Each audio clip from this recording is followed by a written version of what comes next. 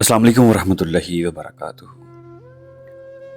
میں اکثر یہ سوچتا ہوں کہ اللہ کی طرف سے کسی کے لیے وسیلہ بننے کا احساس کتنا ہی خوبصورت ہوتا ہے، جب اللہ تعالیٰ اتنے سارے بندوں میں سے صرف آپ کو چنتا ہے۔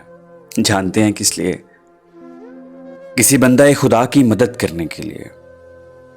جب میں نے اس بات پہ غور کیا نا، تو یہ جانا کہ ہماری کسی کی مدد کرنا اس بات کی طرف اشارہ کرتا ہے کہ اللہ نے اپنے کسی بندے کی پریشانی دور کرنے کے لیے آپ کو چنا ہے، یعنی کہ کسی کی دعا کو پورا کرنے کے لیے انہوں نے آپ کو پسند کیا ہے۔ یعنی کسی کی مدد کے لیے آپ سے رجوع کرنا آپ کے لیے بڑائی یا فخر نہیں ہے، بلکہ ایک نعمت ہے۔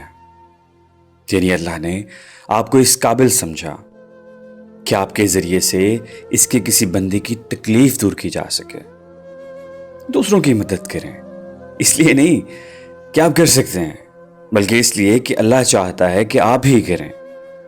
جب کوئی مشکل میں آپ سے مدد مانگے تو یہ نہ سمجھیں کہ یہ صرف اس کا امتحان ہے، بلکہ یہ جان لیں کہ آپ کا بھی امتحان ہے۔ آپ مدد نہ بھی کریں تو اللہ کے پاس وسیلوں کی کمی نہیں ہے، وہ کسی اور کو وسیلہ بنا دے گا، لیکن آپ اس کے انعام سے محروم رہ جائیں گے۔ ایک خوبصورت بات، ایک دل کو چھو لینے والی بات اور ایک حقیقت۔